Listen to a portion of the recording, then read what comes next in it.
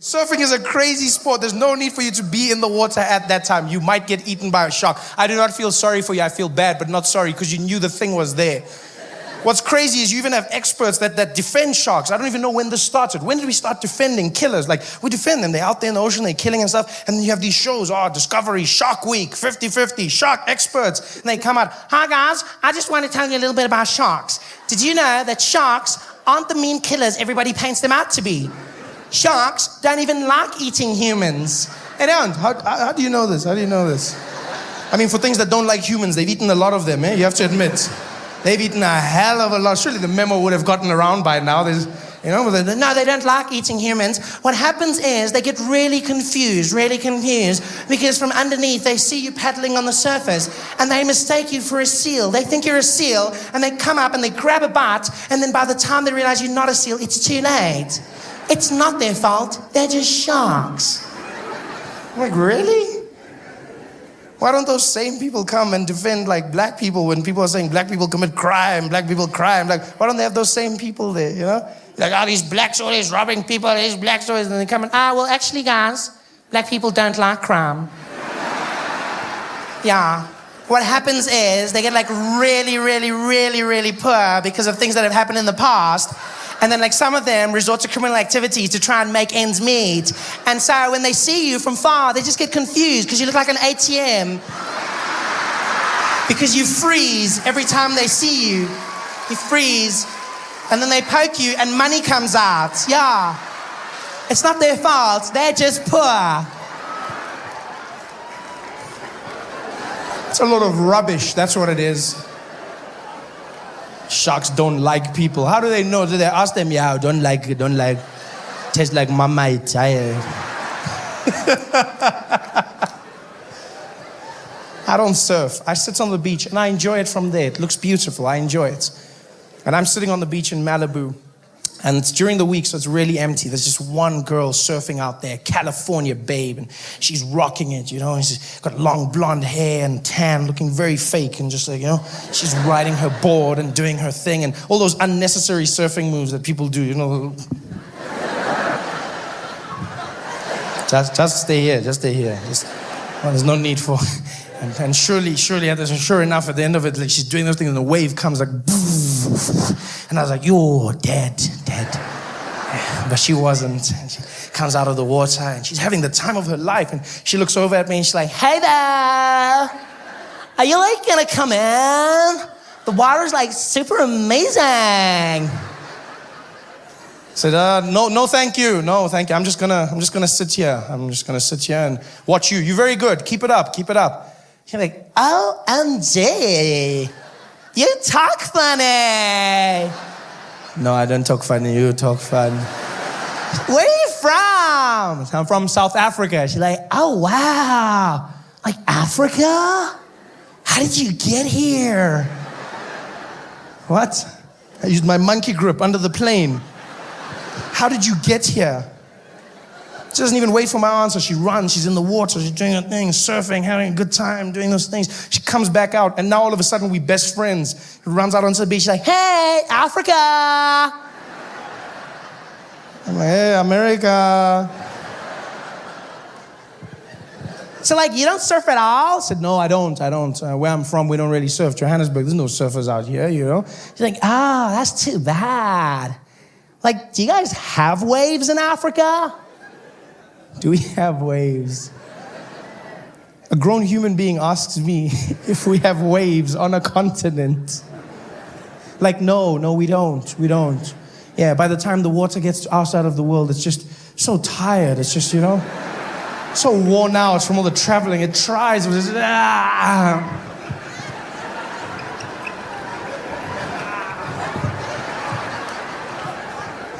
Do we have waves? She's brilliant. She says this and she runs back into the water. And every time she goes out there, it's like she comes back more stupid. It's almost like she's fishing for stupidity out there. It's almost like there is a shark. She's like, yeah, ask him this now. Ask him this. Because she comes back, and I'll never forget this. Till the day I die, I will not forget this conversation. She comes back onto the beach, and she stands next to me, and she's taking off her wetsuit, and she goes, so, Africa, can I, ask you a question? So, yeah, go ahead. Go ahead. If you're like from Africa, have you like ever had AIDS?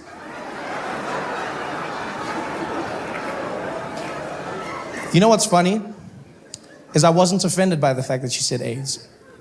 But I was offended by the fact that she said, ever had AIDS. Like AIDS is something you could had, like a passing flu, just, you know?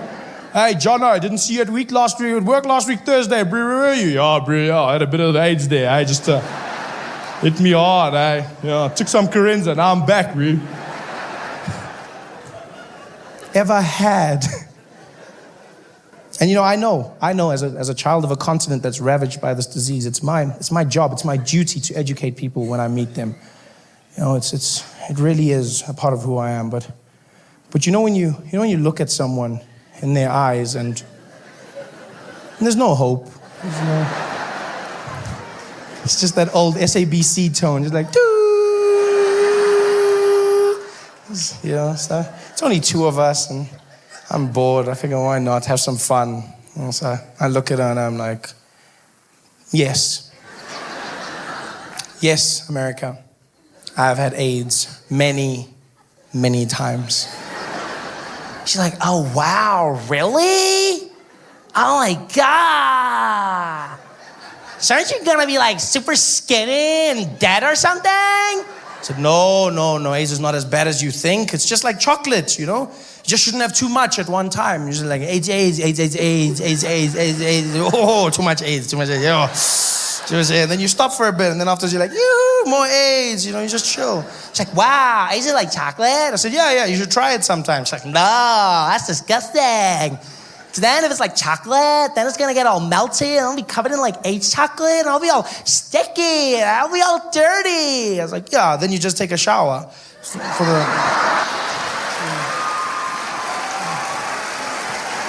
No, what are you?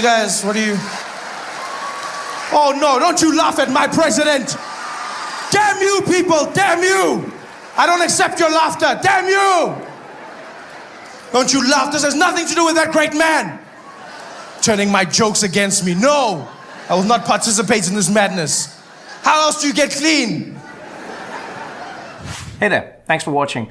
Now, all I need you to do is click on that little circle on your screen. Yeah, that one. Oh, yeah, just like that. Hold on. Yeah, click. Nice. Good times, man. Good times in South Africa, we're back. I've been gone for 2 years. What the hell have you people done with the place? What on earth have you done with the place? Shit is upside down. Julius is skinny, people. Don't laugh. What happened to my juju? What happened to my juju? I felt like a mom seeing her child skinny. Oh, Julius, and then? What happened? Did they take your land and your stomach? Oh no, my baby. Guys, what happened to Julius Malema? When I saw him, I honestly didn't know who it was. I saw this young, slender guy, thin face, but the same voice. We are going. Now the voice doesn't match the face anymore. It's almost like he's a ventriloquist of himself. We are going to fight, keep fighting. He's super skinny now, man.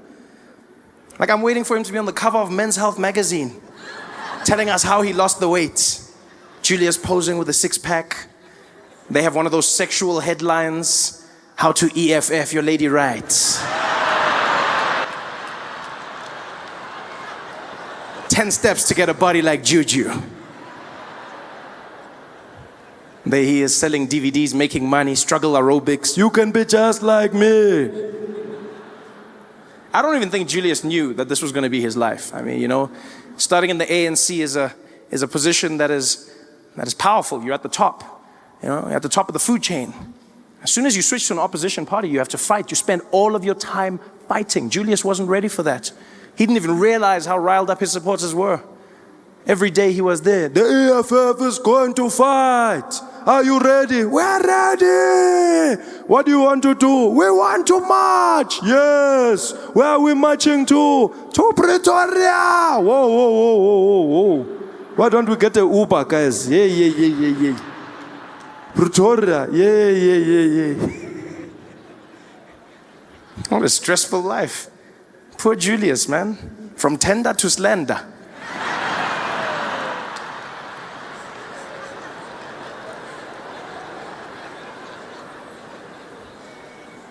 I miss it. I watch Parliament now again. I went straight into it, watching the vote of no confidence. I was so stressed. I don't know about you, but I was so stressed. I was like, please, please, please, please don't let Zuma go, please. Don't let Zuma go. My jokes, all of my jokes, please, please. Because I mean, I know I've got Donald Trump, but it's not the same, guys. It's not the same. I want Trump and I want Zuma in my life. I want balance. Balance. Because you see, the thing is, like, South African politicians, they're crazy and they're fun, right? But they're benign. They're not dangerous.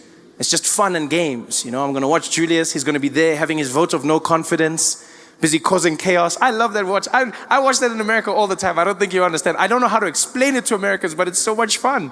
It's just Julius up there causing chaos every single day. We are here today again. We are going to vote out a criminal. Guys are there. Out of air. Point of order. Point of order. Point of order, Honorable Malema. Point of order. You can't say that. Retract. Okay, I don't want to get kicked out. I retract. I am here because we want to kick out a crook. Honorable Malema, retract. Retract that, Honorable Malema. Retract it immediately.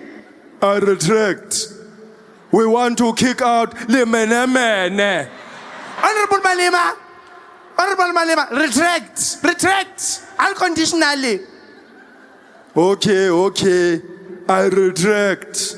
Unconditionally. Here's my question. Why do they have to keep calling the person honorable when they're doing crazy shit? There's people punching and fighting in parliament. Honorable member, stop punching. Honorable member, don't swear. Like, is that the rule? You have to say honorable member for whatever it is? Yeah? A minister can be there shitting on top of the table. Honorable member, hey, skakaka, hey. Honorable member, ukaka kamutafuleng. Honorable member, retract that feces now. Honorable member, retract that feces immediately. Retract that feces immediately, please. I retract. Unconditionally.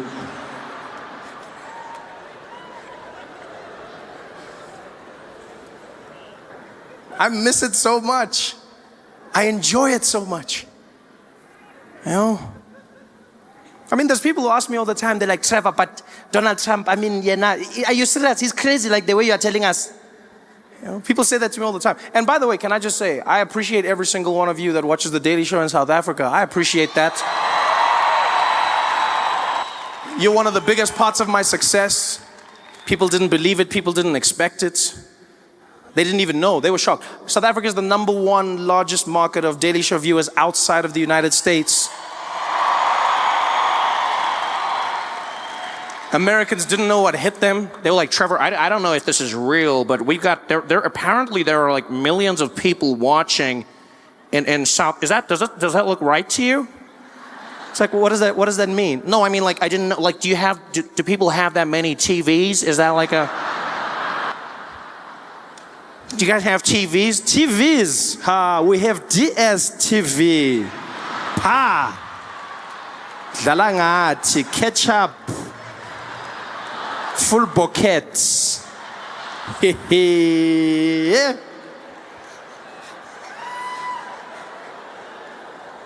You don't understand how many stupid questions I still get people asking me. Trevor, so like coming from Africa, is it different for you? Is it like totally different? Have you guys got like animals in the streets running around? I'm like, guys, we don't have animals. Come on, man. What do you take us for? And then a few weeks after I had that fight, South Africa, you guys come and hold me back. Just after I fought with people telling them there's no animals in the streets, I see a headline from the Sunday Times. Zebra blocking traffic on N1 highway. Now I have to go back. Okay, you see, sometimes, but not always, sometimes, there's the animals. Hey there, thanks for watching. Now, all I need you to do is click on that little circle on your screen. Yeah, yeah, that one. Oh, yeah, just like that. Hold on. Yeah, click. Nice. Schadenfreude. German word. Schadenfreude. Right? It means to take great joy in the pain and suffering of others. Fun fact, that word was never translated into another language. I wonder why. My story happened in Edinburgh, Scotland. What I do whenever I'm traveling is, if I get to be in the same place as my friends, we try and spend as much time together. And what we'll do is we'll order like food or we'll go out. And when we do that, we allow one person to designate the meal. And so whenever my day comes around, consistently, I pick Indian food. All right? Yeah, I think it's the best cuisine in the world. Nothing comes close. You don't agree with me? Let's meet in the parking lot. We can fight. I love Indian food. Loved it my whole life. And so we're in Edinburgh. I'm with my friends. They're like, where are we going? Trevor, what do you say? I'm like, Indian food. They're like, every time? I was like, yes, every time Indian food. I'm like, oh, it's the same. I'm like, then why do you keep asking me? If you know, you know. Stop asking me. And I searched for where we were going to go. Because I always try and find the most authentic Indian restaurant I can find. Like authentic Indian restaurants. Do you know what I mean? So what I'll do is I'll go to a place and then I'll ask around. I'll ask people. I'll be like, where do you go? And then like, where the white people tell me, I don't go there.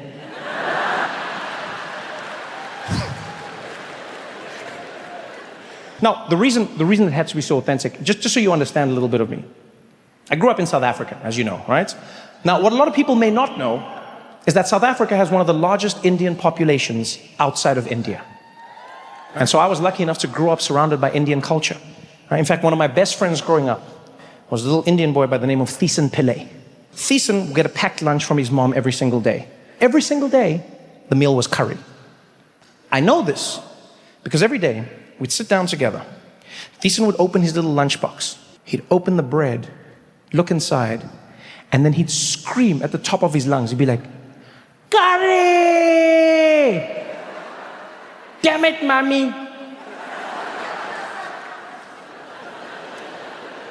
I was like, oh, but Thiessen, is it bad? He said, I don't even know anymore. I lost perspectives. Here, you can have it. And he gave me his curry sandwich. I bit it. And Toronto, there are moments in your life that will forever shape who you are. Moments that will define who you grow on to be. This was one of those moments for me. I put that sandwich in my mouth.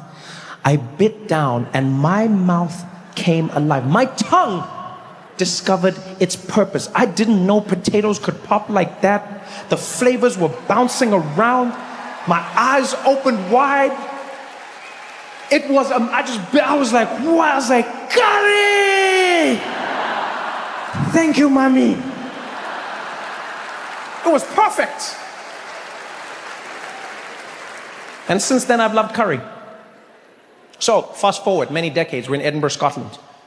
Going out with my friends. We're choosing a spot. I choose Indian, authentic Indian. We get to the place, and it's legit. Like, it is legit. We walk in, and there's Indian music playing. There are Indian people eating, Indian cooks in the back, Indian waiters, Indian guards on the wall. I'm like, this is it. I'm home. We walked in, we sat down. And as soon as we sat, one of my friends, Steve, launches for the menu. And I was like, Steve, it's cool, man. I'll just order for everyone at the table. And he's like, oh, that's fine, Trevor. I'll order for myself, thank you. I was like, no, it's not about that, Steve. I just prefer to order for all of us, yeah? Right? You good? He's like, I don't know why that's necessary. I think I'll just order for myself. Is that okay? I was like, it's not. No, it's not okay, Steve. It's not okay, right? Because you're probably going to say some shit that's going to embarrass me in front of my Indian people, right? And so I just need you to back off for a moment. He's like, I'm sorry, what would I say that could embarrass you in front of Indian people? I was like, I don't know, Steve, and I don't want it to happen. Just let me handle this, okay? He's like, let you handle this? Trevor, I'll have you know that I've eaten curry for many, many years. I'm like, Steve, this is not the time. Just let's not argue, okay? Let's not argue. It's not the time to argue. He's like, what do you mean? Why would I embarrass you? Why? I was like, there's no why. You don't need to know why. Let's just not do. He's like, no, why? Why? Because I'm white. I was like, you brought it up, not me, all right? I wasn't going to bring up race, but you did, Steve. And now that you brought it up, let's talk about it. Every time I take my white friends to an ethnic restaurant, they always say some shit that embarrasses me. Every single time. Every time. Either they don't know how to pronounce the food, or they'll say some random shit. They'll be like, can I get that one? The papadums? What do you call these ones? You know, they'll be like, can I get this one, but not spicy? Kill yourself! Can I get the curry, but not spicy? Kill yourself! How are you gonna ask for curry but not spicy? Your forefathers went around the world killing people for the spice. Now you don't want it? Shut up and eat the spice, Steve.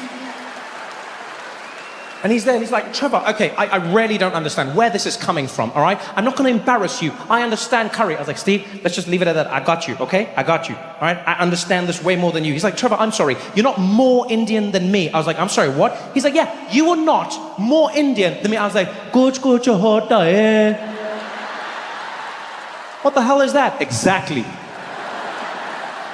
Don't tell me I'm not more Indian than you. You shut up when the waiter comes in. You shut up. He's like, I'm not gonna shut. I was like, you shut up. He's like, okay, fine. Order then. And the waiter walks over. This beautiful Indian man. He's got his beautiful Indian garb, and he steps up. And I know Steve. I can see him questioning my authority out of the corner of my eye. I wanted to show him that these were my people. And as the waiter got there, I didn't even let him speak. I just jumped up and I was like, good evening. I'm going to be ordering for the entire table, please. Could we please have 3 garlic raw naans? We're going to have 3 rumali rotis. Give us 1 shahi paneer, 1 palak paneer. You know what? We're going to have a Rogan Josh lamb, of course. Could we also please have 1 butter chicken for my Caucasian friends?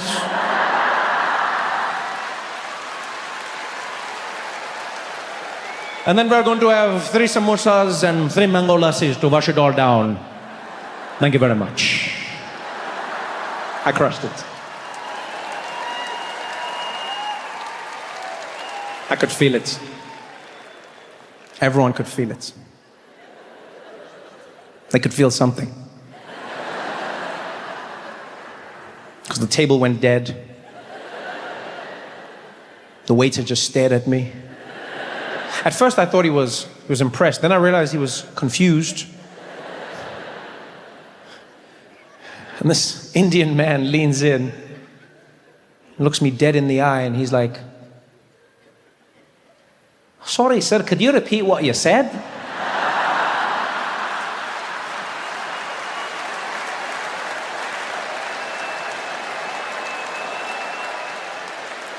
I kind of hear what you were saying, right? You got a bit of an accent. And I was like, oh shit! He's Scottish! I mean, I know he's Scottish. I mean, we're in Scotland, he's Scottish, but it's like he's Indian. I didn't expect that, right? Because the whole place is Indian. It's an Indian restaurant, the people eating were Indian, there's Indian gods on the wall. The guy was Indian, his beard was Indian, but his mouth was Shrek. I didn't expect that. And now he didn't understand me, because I Trudeau'd too much. I didn't need to try so hard. But then I realized I also couldn't stop. Because that would be racist.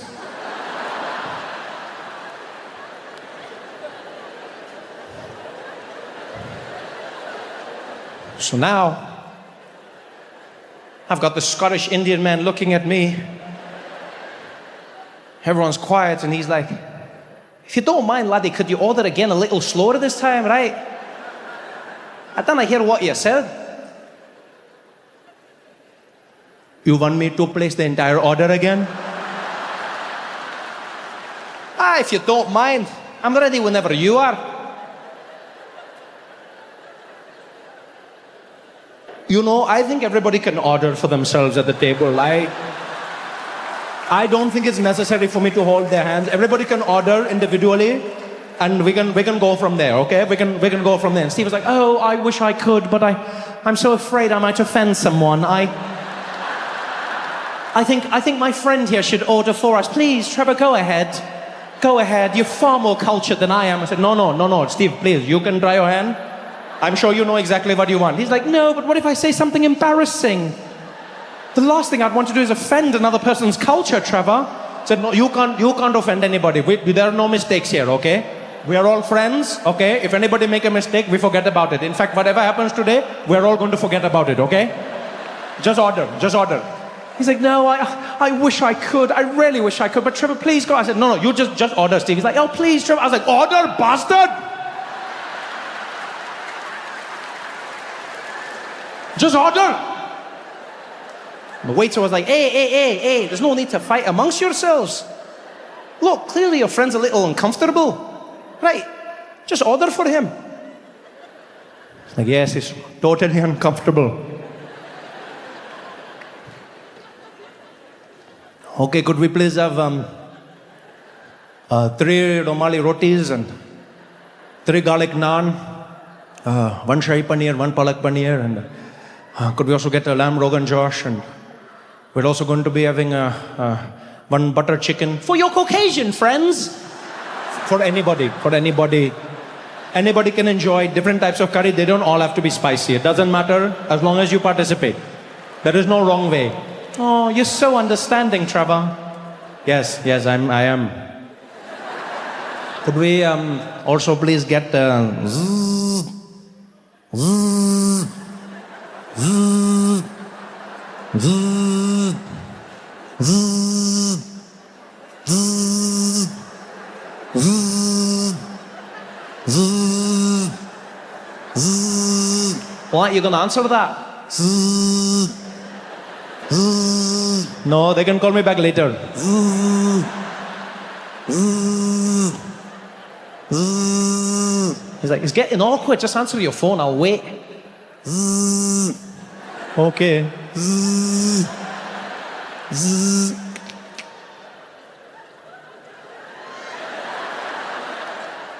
Hello?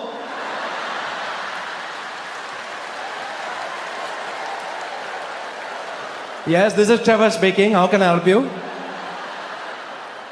Yes, no, the one and the same. Can you get to the point? I can't talk right now. Can you tell me what you need? I can't speak for too long. Can you? No. There is nothing wrong with my voice. Can you just get... No, everything is fine. No, I have not been kidnapped. No. I have not been kidnapped. Everything is fine. This is not a secret message. Just can you tell me what you need? No, we can talk later then. Yeah, my voice is like this sometimes. Don't worry about that. Just wait. No, and I think I know my voice. I think I know my voice also. Yeah, well, I've been me my whole life, okay? Okay, fine. We'll talk later. Okay. Love you too, mommy. Bye-bye.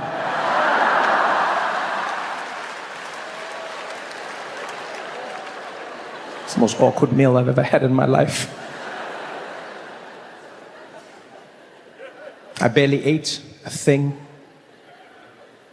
I sat there thinking about my life.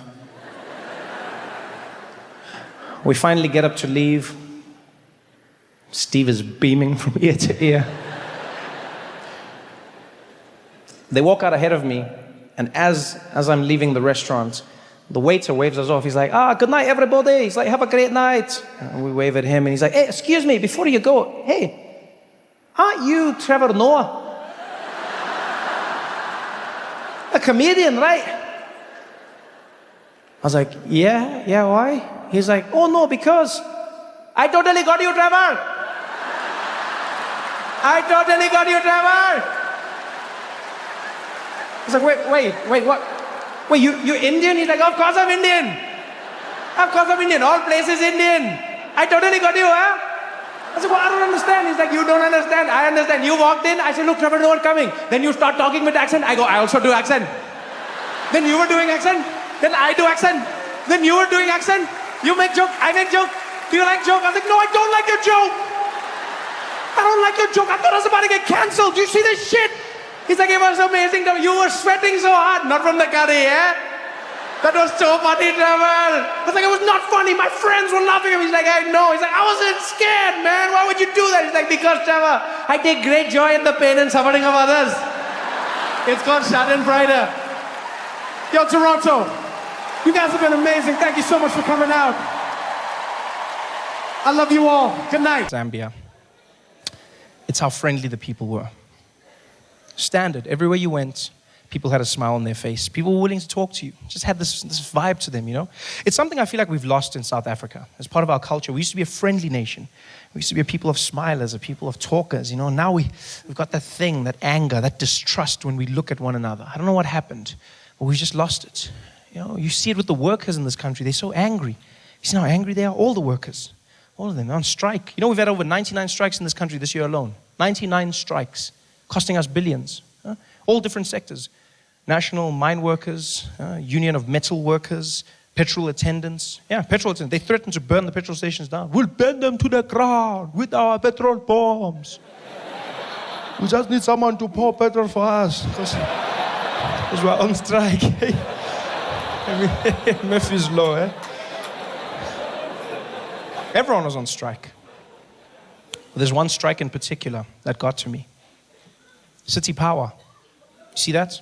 The illegal strike of City Power that left thousands of households in Johannesburg without electricity. One household in particular got to me. The house of Nelson Mandela.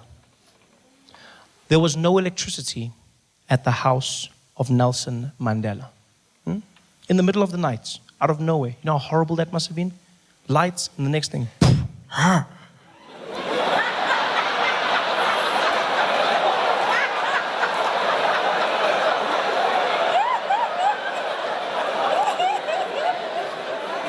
Nelson Mandela doesn't need electricity for his big screen TV, people. Nelson Mandela needs that electricity because he has machines keeping him alive. That man is critical but stable. I don't know what that means. The government told me. Because it's an oxymoron. Critical but stable. How's Bafana doing? They are losing but winning. I had to try and explain that to my grandmother. Do you know how hard that was? Because my grandmother doesn't get bamboozled easily. Yeah. She asked me, she said, Trevor, how is Mandela doing? But she asked me like I know him. I'm like, oh, he's okay, Gogo. I mean, he's critical but stable. She's like, critical but stable. Critical but stable. What does that mean? Before I can answer, my uncle walks in the room, drunk, as always. Comes straight to us, goes, critical but stable. That's me every weekend.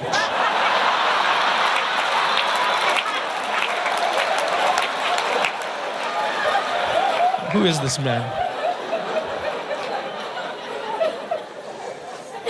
But no electricity at the house of Nelson Mandela, guys. And you know what's sad? Is this is the second time we've let him down. Second time. The first time was with the ambulance. Do you remember this? Yeah. Nelson Mandela got a lung infection. Needed to go to hospital. An ambulance picked him up from his home and then got stuck on the side of the highway for 4 hours. 4 hours.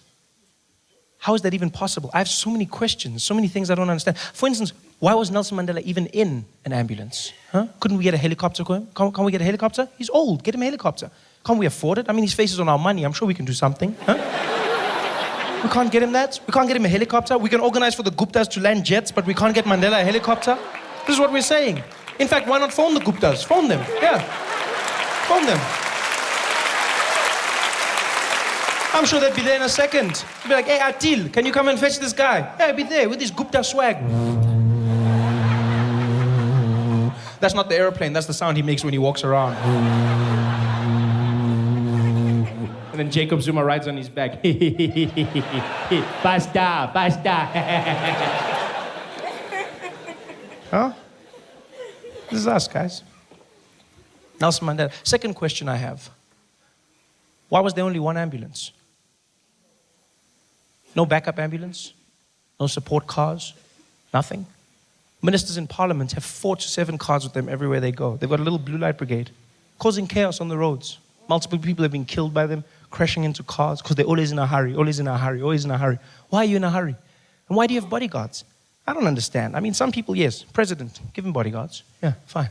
Minister of Finance, it's our money. Bodyguards. Yeah. But there's some ministers where we're just wasting money now. Huh? Minister of Agriculture. Why are you even in a hurry? No, you've got the slowest portfolio. Where are you going? Nothing happens in agriculture in a hurry. Nothing. There's no drought starting at 4. Why are you in a hurry? And why do you have bodyguards? Who's trying to kill you? The cabbage mafia? No, guys. Just sit in the traffic and shut up. Stop wasting our money. Give Nelson Mandela that motorcade. That's what he needs. Stuck for 4 hours, people. You know how terrifying that must have been for the ambulance driver? He knows who's in the back. You wouldn't want Nelson Mandela dying on your watch. He's there panicking hour after hour. Nobody coming to help. Finally tried to do something himself. I'm sure he just got up there. He was like, Tata, Tata, Tata. Mandela's there like, Saint Peter, is that you? Just, no, Tata, it's me. It's Piwe. Oh, that's BEE in heaven. No, Tata, no. We're still here. We're in the ambulance, Tata. The ambulance is stuck. Damn it. So are they sending another one? Hey, that's the thing, Tata. We've been here for hours. Nothing has happened, eh? So I was thinking maybe we should hitchhike. Man, you are killing me, man. Tata, what can we do? Okay. Help me up. They get up. There they are on the side of the highway. Nelson Mandela and Spiwe trying to get a lift from people. Spiwe's on one side panicking. Mandela's on the other side hitchhiking. Nobody's stopping. Spiwe's there. Tata, they're not stopping. They'll never stop for black people. Like, yeah, and those are the black people. Because we don't stop anymore. I wouldn't stop. I don't know about you, but I wouldn't stop. I'd see Nelson Mandela, but I wouldn't stop. No, because for the life of me, I would not begin to believe that the man standing on the side of the road hitchhiking is Nelson Mandela. I'd see him. I'd be driving past. I'd be like, hey, that guy looks like Nelson Mandela. Look, guys, look, that guy looks exactly like Nelson Mandela. Yo, it looks like him, man. Looks like, but I wouldn't stop. Yeah. Not because of time. I didn't even have time. I didn't have time to make a U-turn, in fact. I would make a U-turn. I would go back around. You got to see him. You got to look at him. He's amazing. He looks exactly like Nelson Mandela. You're going to see him there. You're going to see him. We'd drive past there slowly. Look at him. Yo, he looks exactly like Nelson Mandela. And that guy's even got the face, he's got the hair, he's even got the shirt like Nelson Mandela. I wouldn't stop. I'd even go home and fetch family before I stop. I'd be there, Mom, come, get in. Isaac, come. Oh, we're going to get a PlayStation. No PlayStation for you. Shut up. Get in the car. We're going to fetch Nelson Mandela. Bloody hell, we'd be driving around there. I'd be like, everyone, you must look at him. You must slow down. I'm going to slow down. I'm going to look at him. We'd slow right down, roll down the windows. Hello? I'd be like, please, he even sounds like Nelson Mandela! But I wouldn't stop. Nobody stops. Culture of distrust. Back in the day, people used to hitchhike in South Africa. Yeah. I remember people used to hitchhike from Durban to Johannesburg. They'd be there on the side of the road. Yeah, people picking them up. Now, nobody. Nobody stops for anybody. Even Metro Police, you're like, hey! Nobody stops. I bet even babies couldn't hitch a ride. Be on the side of the road in their diapers then. No one would stop. You'd be like, hey, you don't stop for them. You never, ever stop for them. Yeah, you think it's a baby, hey? You think it's a baby. Yeah, they look like babies. And then you stop and then like a man pops out, hey? Yeah, happened to my friend Gladys, hey? You don't take chances. We've become a culture of distrusting angry people. That's who we are. Everyone's angry. Weird angriness as well, in places where it shouldn't be. I was in Checkers the other day. I'm just shopping. It's a normal experience, you know? I get to the cashier and those people are so angry. Like, I don't know what Checkers does to their employees, but they're clearly not enjoying it. Because I get to the till, she doesn't greet me, she doesn't even look at me. She just pushes a little conveyor belt thing. All my groceries pull up, and they're like, doot, doot, doot, doot, doot, doot, doot, doot, doot, doot, doot, doot, doot, doot.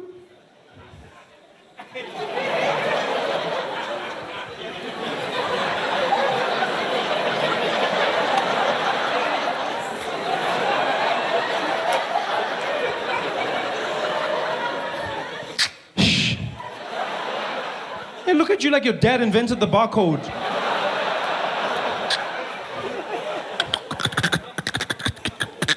Doot. Doot, doot, doot, doot, doot, doot, doot, doot, doot, doot, doot, doot, doot, doot.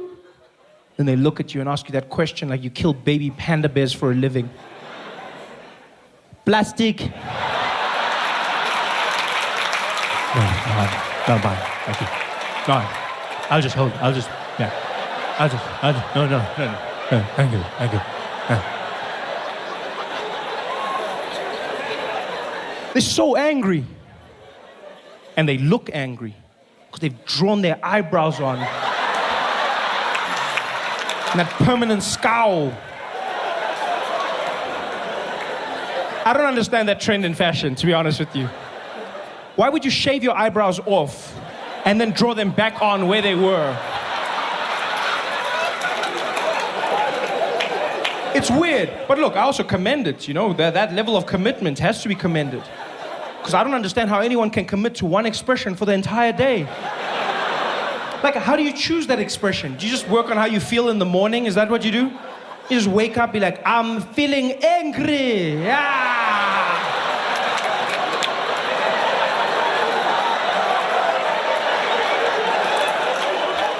What if something good happens? Something good. You can't even, you'd be like, yeah, Tembi, you won the lotto. Yeah. You don't look happy. I just can't show it. I'll draw it tomorrow. Why would you? So angry. We become angrier and angrier. Almost more focused on the negative aspects of race. We used to be the rainbow nation. Now the colors are going their separate ways.